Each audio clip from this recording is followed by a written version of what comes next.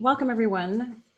This is Leading with Empathy and Allyship. It's a live event and podcast series. I'm your host, Melinda Briana Epler, the founder and CEO of Change Catalyst, where we build inclusive innovation through consulting, training, and events. In this series, we go deep and get real, building empathy for historically marginalized people and providing tangible, actionable steps that we can all take to be better allies and better advocates for each other. Today, we're discussing moving from structural inequality to human flourishing with Dr. Angel Acosta, Principal Consultant at Acosta Consulting. Hey, Angel, welcome. Hey, good to be here. Yeah, great to have you here. So before we dive in, I'm just going to go through a couple of logistics here. So the first one is that we have a couple of ASL interpreters today. Rebecca and Kalina will be on screen interpreting, and that is sponsored by Interpreter Now, which is a deaf-owned company, and we're really proud to partner with. Really appreciate them.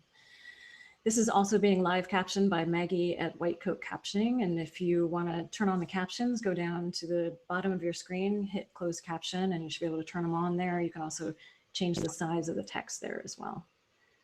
Our team, Renzo, Sally, and Tonia, are all behind the scenes doing amazing work, and among other things, they'll be monitoring the chat and the Q&A throughout our time.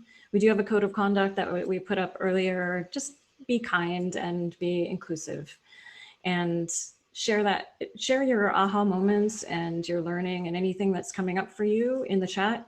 If you have specific questions you want us to answer, use the Q&A button at the bottom of your screen.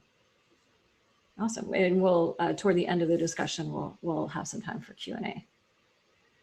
Great, well, so let's begin.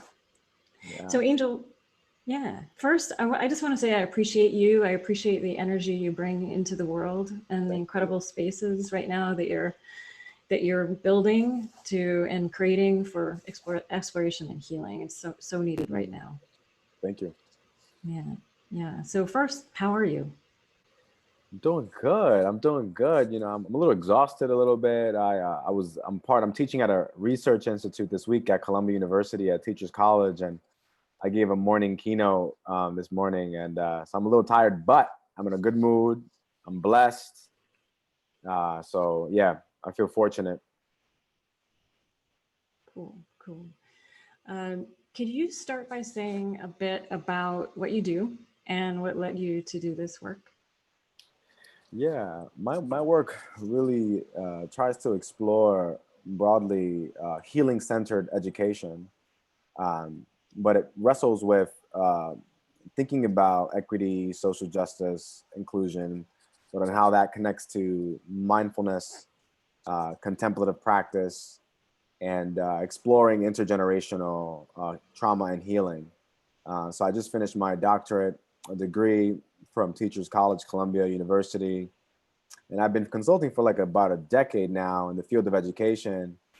And I'm in this space now where I've been holding space for communities to be able to explore our history, especially the last 400 years of US history, since the arrival of enslaved Africans to Virginia.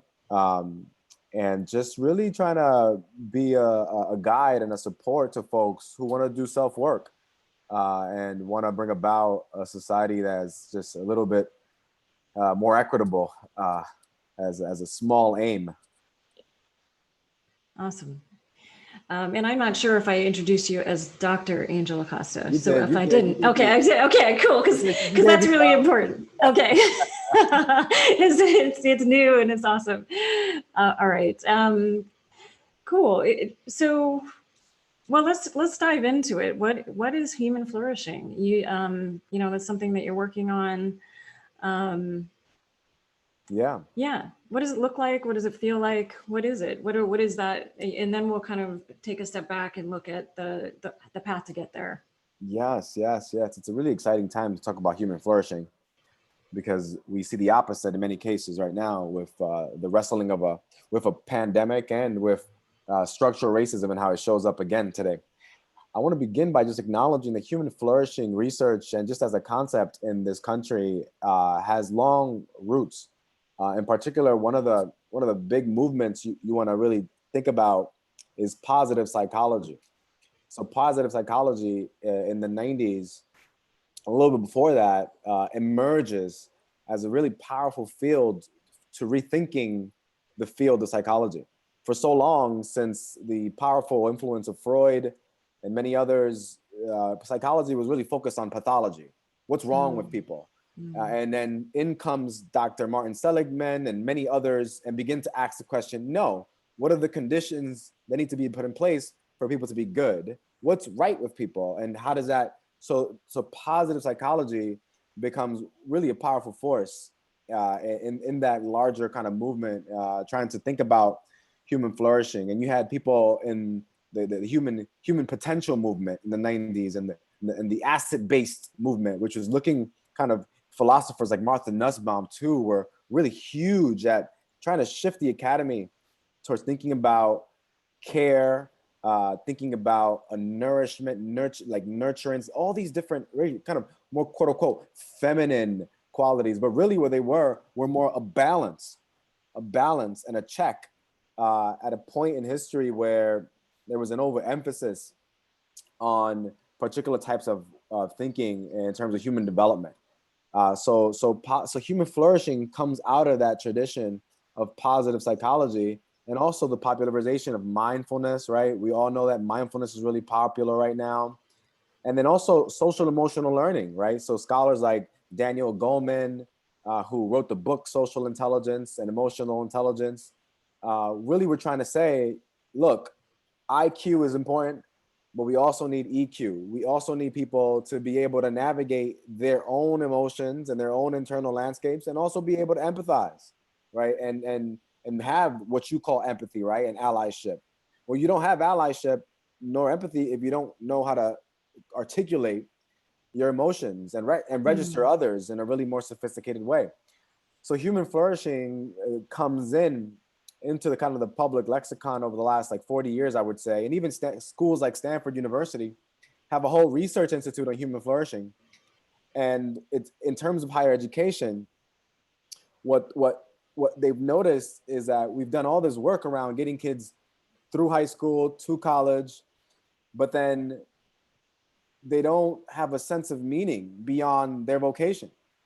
So the question of human flourishing and how do you live a life well lived becomes a subject matter in schools like Stanford, a subject matter in higher education institutions. So there's the strand of psychology, the strand of emotional intelligence in business, the strand of mindfulness, and this strand of higher education, trying to create conditions where their students have a sense of vibrancy and lifelong learning skills, right? And the last thing I'll say is in the tech sector. In the tech sector, notions of human flourishing, you can see them very vividly at Singularity University and in many other institutions in Silicon Valley. People like Ray Kurzweil, people like Peter Diamandis, people like Stephen Kotler. Diamandis and Kotler wrote a book recently called The Future is Faster Than You Think. And in particular, Kotler is the head of the Flow Research Collective that does specific research on the neurochemistry of flow, which is also a partner and kind of connected to flourishing. Like you can't really flourish if you're not in a state of flow in your life, in the moment. So I am a big fan of all that constellation. However, there are questions. Who are you talking about when it comes to flourishing? What communities are you really in conversation with to understand human flourishing? All this research, who have you researched? Because what we know is that all those conceptions of human flourishing have a very particular demographic in mind. So I'm a fan and I'm a critic. So I show up to this conversation really ready to engage and excited to go deeper, because we know that fundamentally human flourishing is impossible for many of us who have to deal with structural inequality. Yeah. I just want to say something before we move on there, that we work on diversity, equity, and then inclusion, and with the goal of belonging. And I don't think we can get to true belonging, without that human flourishing and really looking at what that means for everyone. Yes. Yeah. Yes. Yes. So yeah, so let's dive into to that structural inequality that you just started to talk about. There's a lot happening in 2020 that's kind of putting a spotlight on all of this. So much. Yeah, so much from going deep into racism as well as colonialism and the disproportionate impact uh, on Black, Indigenous, and Latinx people when it comes to COVID-19. And we've talked about this in different episodes. Yeah. Back in episode 3, discussed this a little bit with Vanessa Roanhorse around the effects of colonialism and structural inequality on Indigenous communities and how that's playing itself out now during COVID-19. And we also talked about intergenerational trauma with Michael Thomas in episode 8. And there's a lot of stuff in advancing racial equity with Tanya Ladipo in episode 11, mental health and COVID-19 and the inequities that are happening there with our Dr. Ayana Jordan and Dr. Jesse Gold and people with disabilities, which we talked about in episode 5 with Tiffany Yu and some of the other episodes as well as came up in different places. And so what's coming up? What comes up for you when you're working to address structural inequality? What is it? And well, I think we all kind of know what it is, but put a name to it. What is it? What does it look like for you? Yeah, what is structural inequality? Do we have a week to explore that? Yeah, seriously. That's a big question. We don't. Yeah. I just want to kind of honor this notion of intergenerational trauma and how now, because of epigenetic research, scientists can affirm that a trauma can be transferred, not 1, not 2, not 3, not just 4, but possibly between 4 to 7 generations into the future. So we have to understand that some of the communities that are disproportionately impacted by structural forces, by structural historical forces, so oftentimes feel that trauma across generations.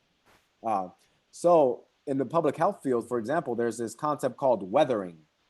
Weathering meaning the collective impact of disproportionate resources. So meaning like if you are in a community that has been historically disinvested, if you also live in a food desert where there's not really adequate food to consume in the near area in terms of fresh organic produce, if you're also in a school district that has very low public tax dollars, you begin to see the layers of structural forces that are unequal and inequitable that begin to then shape your life trajectory across a lifespan. And that impacts your physiology, that impacts you're literally at a molecular, cellular level, and it impacts the next generation. So in terms of structural inequality, it is the kind of hard systems and forces that produce life outcomes in the immediate and in subsequent generations. And for example, in the Black freedom struggle, since we're now at a point where we have to yell Black Lives Matter again, what people need to understand is that the evolution and the genesis of slavery not only begins the process of extracting labor and psychological labor and emotional labor from Black communities, but then that it morphed into the convict lease system. It morphed into segregation.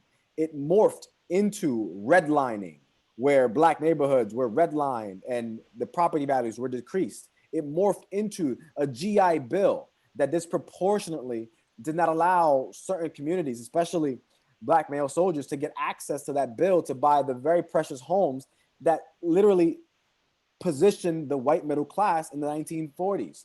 So the last piece is the prison industrial complex and police brutality, so that structural inequality still lives with us today in that community. That's how it manifests. And you see how COVID-19 disproportionately impacts the Black community and in many other communities. So that's what I'm talking about, structural inequality. The resonance of systems that were originally horrific but then the residue of those systems in our public policy and practices. Yeah, and it affects people in so many different ways. It affects Mhm. our society in so many different ways. I think the least of which is that there's a consistent stress. Yes. That weathering is Yes. a piece of it, and that the consistent what's happening when you're daily facing racism and injustice and how does that affect humans? I mean, Yeah. on the physically, and there's a lot of studies that show this, that you mentioned it can affect, stress itself causes all kinds of problems. And when you're dealing with that daily stress and that deep seated intergenerational trauma, that there's a lot of studies that show that, that can affect your life outcome. It can affect your heart. It can affect your a lot of parts of yourself. Yeah. And you when we were talking earlier last week, you talked about PTSD. You want to talk a little bit about that? Yeah. I also want to acknowledge that some of our communities are not just traumatized. We experience intergenerational trauma, but we also experience intergenerational resilience. So even in spite of some of these systems that are not built for us, we're still here. We're still here. So there is a resilience that kind of cuts across. So it's a balance, and we'll talk a little bit about that later. But what we want to understand is that because of like some of the recent science around the impact of trauma in the brain, and especially research on post-traumatic stress, we begin to know that many of the communities that we are very proximal to, in proximity, they're experiencing PTSD, but it's not post-traumatic stress, it's persistent traumatic stress. So there is continuous reoccurring trauma that happens from consistent just things happening. For example, I would argue, and some of my scholars might agree, that right now, on some levels, we are all experiencing a little bit of PTSD because of COVID-19 and the ways it's disrupted our lived experience, where you and I have to kind of talk through Zoom. And then when I go outside, I put 4 masks, 10 gloves. I'm just ready. I'm ready. But so we're all feeling a little bit of kind of persistent traumatic stress, but that it's important to understand that it's not just persistent traumatic stress, but it's also a persistent traumatic environment.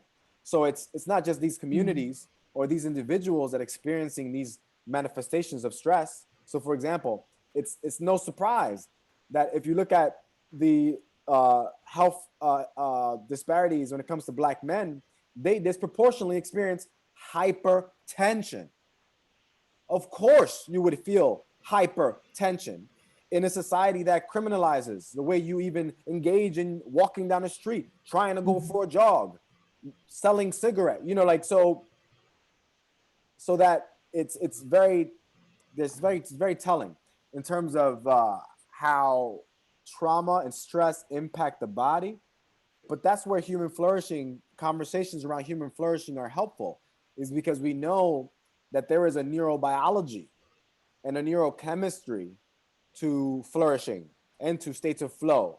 So for example, very brief, and this does not do it justice to this beautiful kind of corpus and work. But what we know is that the nervous system, 2 overarching powerful parts of the nervous system are the parasympathetic system and the sympathetic system. The parasympathetic system is in charge of largely keeping us relaxed, at ease. The sympathetic system is in charge of, many of you know this, our flight, freeze, or flee response, right? So it's ready to combat. It's part of our old part of the brain, which has allowed us to survive in brutal nature.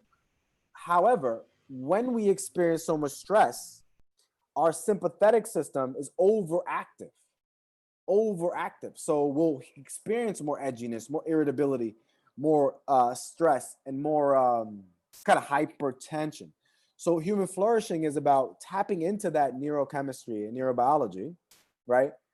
But what I think my colleagues fail to consider is what are the structures outside of my body that can be put in place for me to flourish as well. Mm-hmm. Mm-hmm.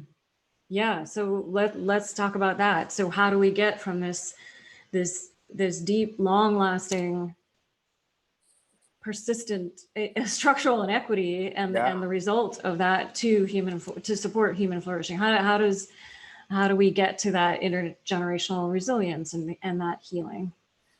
Yeah, there's so much. I would begin by looking at the distribution of wealth, but that's a whole nother conversation. But for sure. Well, that's the structural stuff that we do need to that's work the on as a structural society, stuff. for And sure. well, Yeah. not just the district, because some people get caught up when you say that word around redistribution. What I mean is, what are the structures that are currently placed for social mobility across communities, right? Very different kind of understanding and framing. Are we creating the opportunities for people to actually get the adequate social mobility to purchase homes, to get assets, and so that's what I mean by kind of a conversation around wealth and the distribution of it, because we know that there's a huge wealth gap right now in the United States. But I want to honor, yeah, go ahead. Yeah. I mean, this plays out in the tech industry in so many different ways. From, Yes. it's because tech is growing so rapidly as a core piece of our economy, and we have not done a good job of creating diversity and hiring diverse people to fill tech roles. We have this growing wealth gap, and also we have this growing wealth gap because venture capital has not come to terms with this either, and the access to capital to be able to build startups and grow startups, thriving startups, is not there. Is not, that gap is significant. It's 0.02% of all venture capital goes to Black women. That's, but that yet the percentage of Black women and Latinx women starting startups is the fastest growing, right? So there's a huge gap there. Those are the structures that do need to change. Yes, major. And this is kind of a side note, but in terms of, you said tech, right? We're in the fourth industrial revolution right now, and some of the ways, and although we have COVID-19 that is kind of hitting a lot of, companies very hard, it's a very tough time for a lot of people. So all the people out there that are struggling, sending so much energy your way, to individuals and companies, we all need support right now. However, what we see in the tech sector in particular, in terms of the ways that there's been exponential increase in not just technological innovation, but in the actual size of profit. What you'll see, I think, if this conversation around human flourishing really takes off at the level that I think it should, you'll have serious conversations around universal income. You cannot, this has to be solved across the next 2 decades or so, but you cannot have a continuing growth in terms of technological innovation and then capital accumulation on one end, and at the same time have disproportionately degeneration in the health and lifespan of communities that don't have access to that capital. It just doesn't work. It just doesn't work. So in terms of structural, at some point, universal income will have to be something we would have to wrestle with as a society. And then in terms of how to build structures that generate human flourishing, what you want to know is 3 core things. And this is for everybody out there who is, wherever you are, whether you're a CEO, you're a teacher, you're a parent. These are 3 fundamental conditions that are supportive in thinking about how to help one person or a community flourish. 1, is there a sense of belonging? Right? So does the community or the individual feel a sense of belonging? 2, is there a sense of competency and mastery, right? So in case of teachers who are in the class, right, are students experiencing a level of mastery and competency in something that matters to them, right? Does the community have access to the resources to express that competency and that mastery across different metrics, right? In a company, do you provide employees with opportunities to expand and express their creativities in ways that they feel competent, right? And then lastly, autonomy. Autonomy, right? So do people feel a sense of power and control over their lives, right? So if in the case of a classroom, how are you teaching in a way that make students feel like there's a shared sense of power? One, and two, that they have some power over their own lives, what they're learning. And then in the context of the job, what are ways that you can provide enough flexibility in the workforce, in the workplace, that allows employees to feel a sense of autonomy?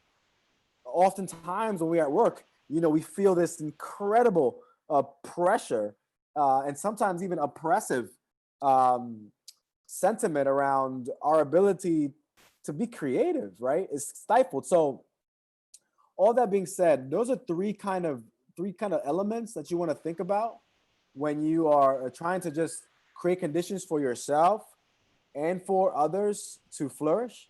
And the last thing I'll say is that those three things are also antidotes to burnout, because we know that right now, some of the leading burnout research, even before COVID-19, a little bit over half the country, a little bit over half the United States was burnt out. Meaning most of us were working 2 to 3 jobs. I don't know about you, Melinda, but I'm working hard. I was working harder than ever before. Now I'm still working as hard, but I'm home. But so burnout is real. And I'll just end by saying that burnout looks like this. 1, emotional burnout, emotional exhaustion. 2, kind of a lack of interest in the work you're doing. Like there's a reduction and a reduced satisfaction in the work that you're doing. And then 3, there's a lack of recognition by superiors. So those things end up burning you out, which, guess what, have health effects, right? So then we get into the loop again of burnout, structural inequality, limited access to healthcare, and then we're back at it. We're back at it. So that's why this conversation is so important. Yeah, I mean, how many people have experienced 1, 2, or 3 of those things, right, in 2020? I think the majority of people I know have experienced all 3 in 2020. So that's real. That's real. So how do we? Well, yeah, how do we? I have multiple. You said so much. I have multiple thoughts in response. Sorry, it's the professor in me. No, it's great. It's great. It's great. I think when there's a piece of there's the belonging piece and that self-efficacy to be creative, right? That when you are not flourishing, when that amygdala response kicks in, that creativity can't happen too. So we have to interrupt this stress response and build in our own resilience and our own healing moments, I think, right? Yes. What does that healing look like? It seems like you're tackling it from mindfulness and kind of building these spaces for deep exploration and growth and healing as well. Yeah. So a couple things. I want to just lift the work of the Flow Research Collective. Briana and Stephen Kotler have a wonderful podcast called the Flow Research Collective Radio. You can find all kinds of really powerful conversations there around the neurochemistry of flow. What we want to understand is that over the last 20 years, we now know more about the brain than we knew 100 years ago. Just in the last 20 years, we've done more discovery of just kind of the brain than in the last 100 years.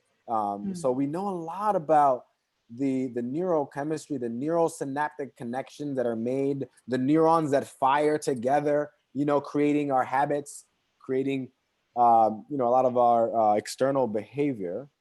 So that scholars like Stephen Kotler, who look at flow, they're asking the question, like, what are flow triggers?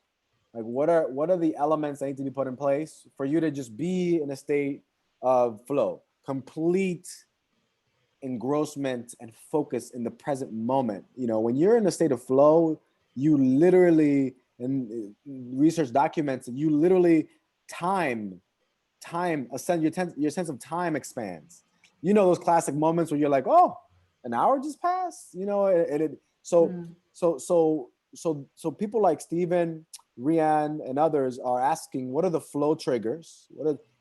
But then they're even, I think, even though I fair in a fair way critique the limits of their work, they're asking really powerful questions like, what are group flow triggers? Like that's what I'm really interested in that. Like, what are the conditions for a Mm. community to experience flow? So I'm still learning about that.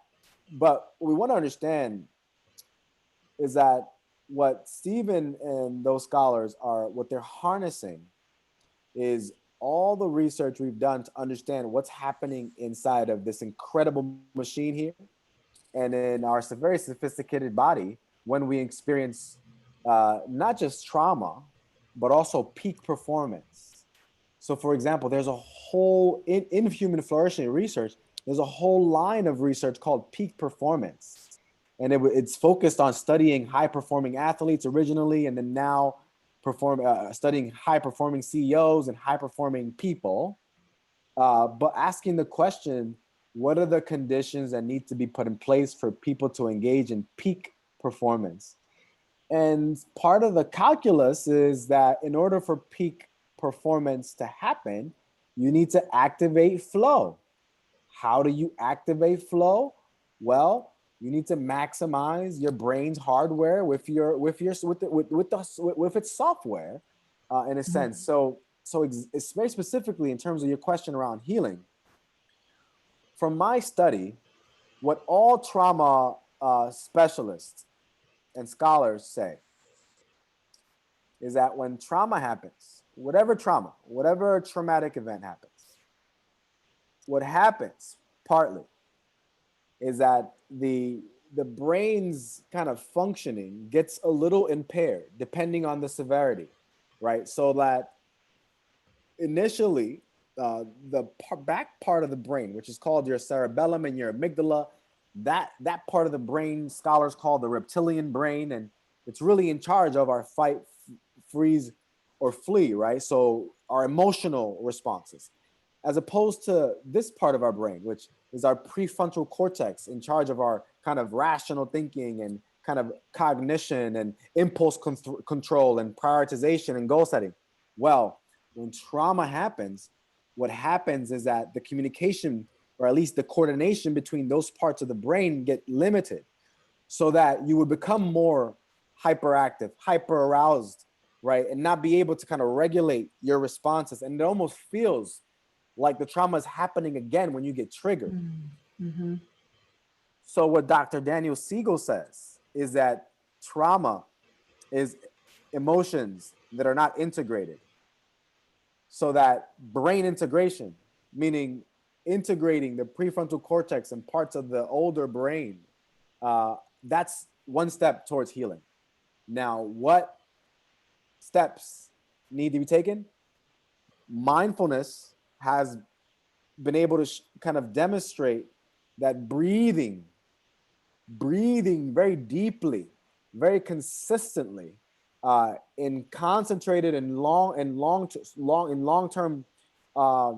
sits, at least 10 minutes a day, literally support with the integration of those parts of our brain software and hardware. Mm. So that's why now there's a huge interest in mindfulness, right? Mindfulness stress reduction, Dr. John Kabat-Zinn modality there, because it supports with creating the conditions for your body to feel just a little bit more relaxed. But there's a vein that goes from here, the brain stem, down the spinal cord, called the vagus nerve, vagus, the vagus nerve. And guess what? That nerve is a major part of our nervous system that allows us to control our parasympathetic system, the system that's in charge to helping us relax, right? So I'm a big fan that we can meditate, that we can engage in yogic practices and contemplative practices to kind of like really calm the mind, right? However, it should not be, it shouldn't be it, right? Those are good practices for doing our own healing work, especially in therapy. But there are some real systems that are vicious. So there's only so much I can do to like meditate when right outside there's disproportionate, unequal conditions, you know? Yep. So that's Yep. the tension. Yep.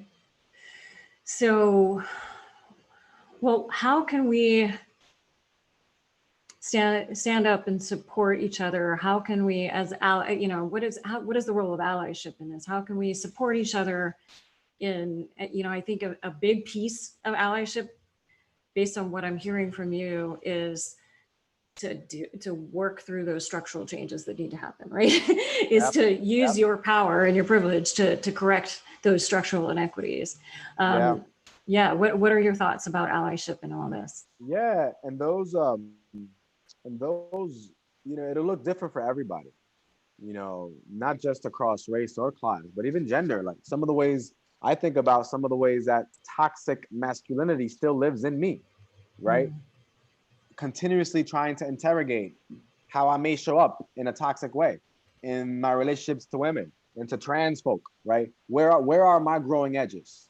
How am I being dysfunctional with my wife, with my sister? Well, you know, so allyship cuts across a lot of our identities, especially depending on where you seated. You know, I fully embrace and recognize my male privilege, and I'm gentle with trying to understand how I may be an ally to women and to folks who may identify as women.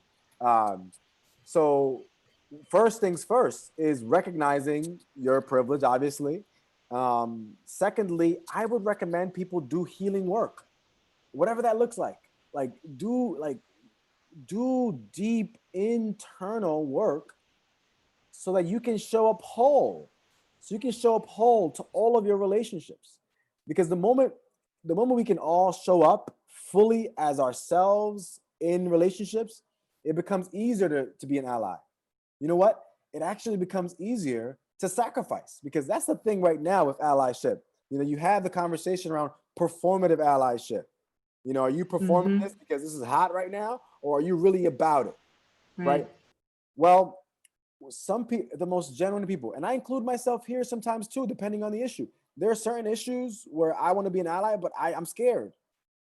I don't know if I can give up certain privileges that I have, or so, you know, like, it's just that there's a fear, but in large part that fear comes from a deeper insecurity that's in me, right? So because if I feel whole, if I feel more kind of complete, then it's easier to sacrifice. There was no question for, so in the sense of like gender, for example, I have done enough work with my toxic masculinity that I have no problem shutting up. Like, it's not my time to talk. Shut up. What are other ways that I can kind of allow other women to have resources? So it's easier for me to sacrifice in that context because I've done the work. So part of it is doing your own work, and then also seeing which systems are you tapped into, which systems are you, what systems and levers of power do you have your hand on, or are you tapped into, where you can begin to kind of steer that towards more equitable ends. So just some brief responses. Yeah. All right, I'm going to go into some Q&A here. We have some great questions. If anybody else has questions, put them in the Q&A function down below. I'm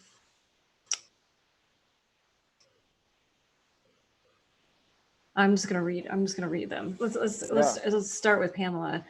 What do you view as the interface of structural inequality and a cultural perspective that is trending to be individualistic versus the common good? The communal good equals communism in the perspective of some citizens, healthcare access being an example. You also talked about universal income. Seems like a very complex, multi-layered barrier. Yeah.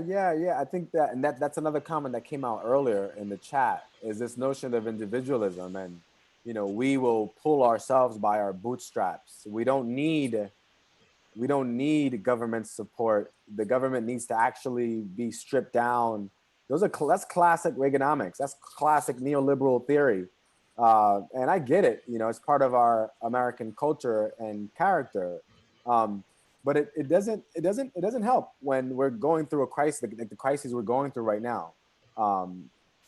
Communal and the kind of the proper management of the public good.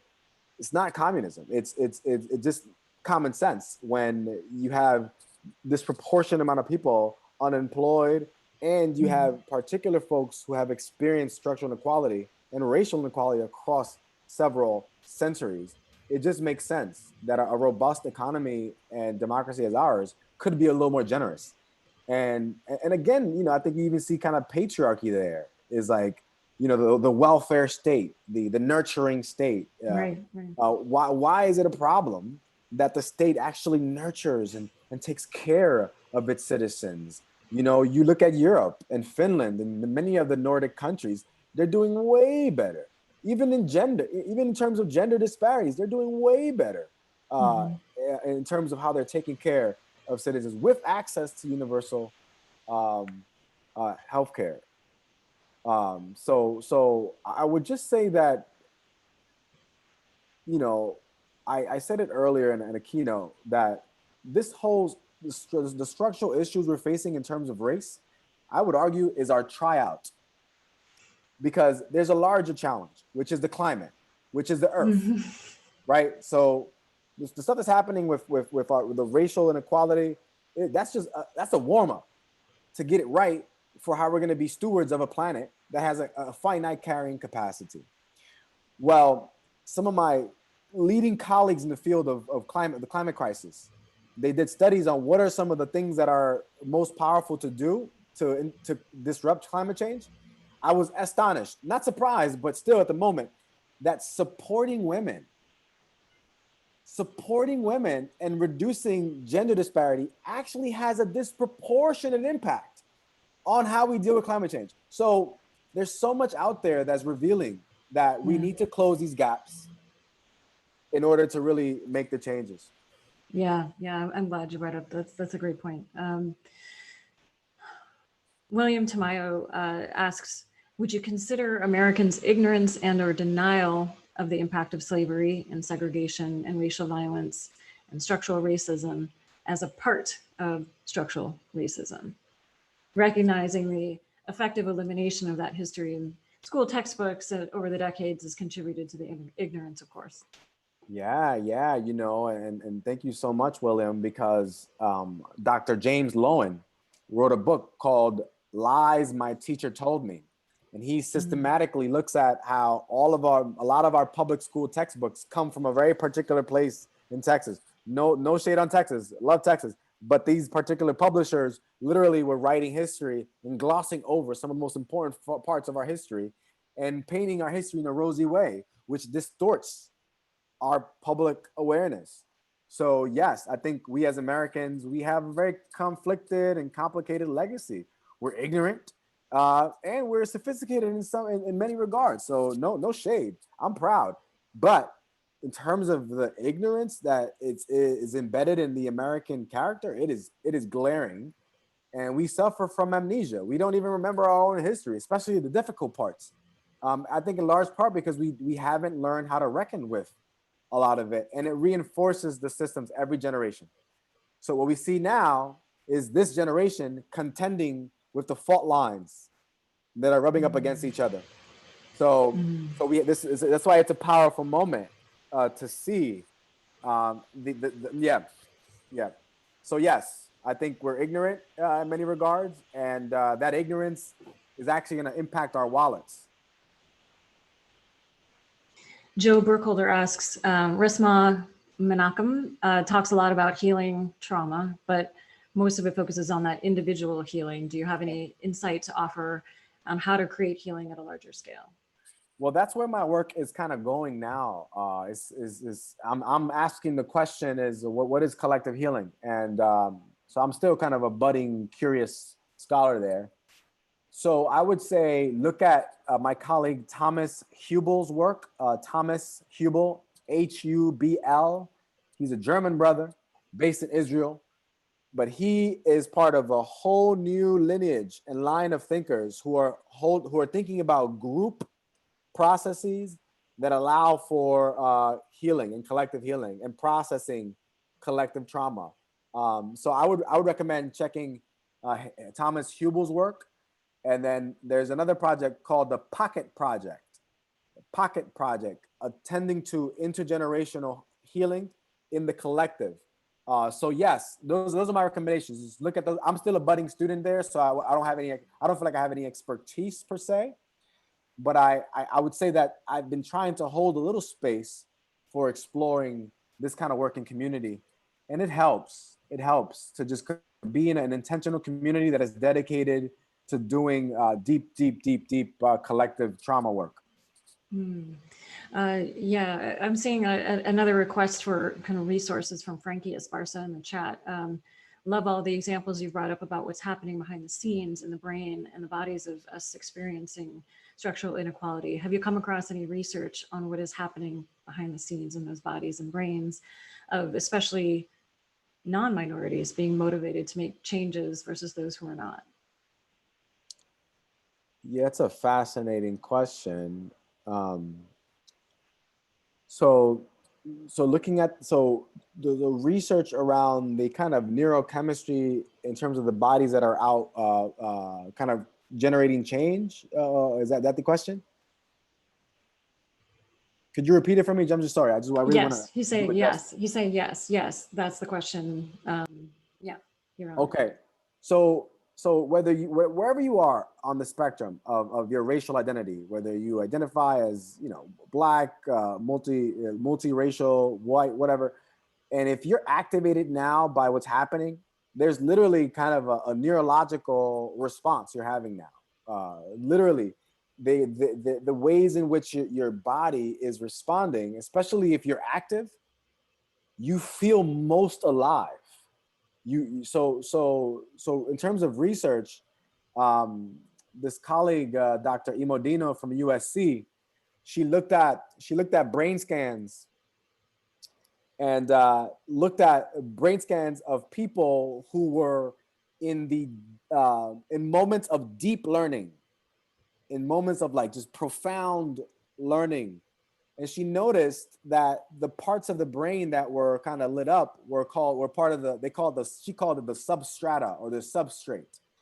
That's a fancy word to suggest that when we feel most deeply kind of activated and deeply learning and transformed, literally the parts of our body and brain that activate are connected to the functions of keeping us alive.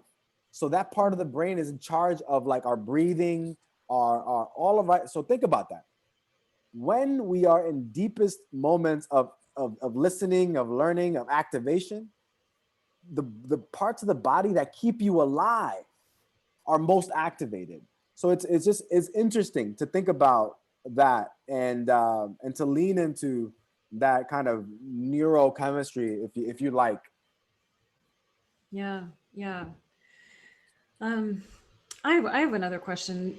You're doing this work in education, and there's a lot of young people that are dealing with a lot of trauma right now as they're coming of age during this time of 2020. Do you have any thoughts around how we can support young people right now and support their healing? Yeah. I'll be doing a healing workshop for boys at some point in August. Right now, because of the multiple crises with COVID and the racial inequality we've seen, yes, we need to be really honest with kids about around the dangers and the risks when it comes to like a pandemic per se, right? And then also, you know, when you have a situation where people are being murdered in public by police, and if your children are of color, you have to give them the talk again. Right. So, and even other children who just need to be aware of what's happening. So there has to be a balance of like really grounding children in the reality that is, right? But then you also want to create opportunities for our babies to imagine the world anew. You want to create conversations where children can be creative, and like that's why that's the balance right now is continuing to ask questions and create conditions and conversations and experiences where children can imagine, can explore, can be creative, and the arts. So you know, just encouraging them to express themselves through poetry, to dance, through music, and kind of like push the boundaries of what this reality is. That's what our imagination is for. So I would say conversations that kind of are honest, but coupled with conversations that expand their imaginations. I like that. Yeah. Okay. One more question in the Q&A, and then unless anybody has some last quick questions, I think we'll probably end this here. Pamela has a follow-up question. Is it ignorance?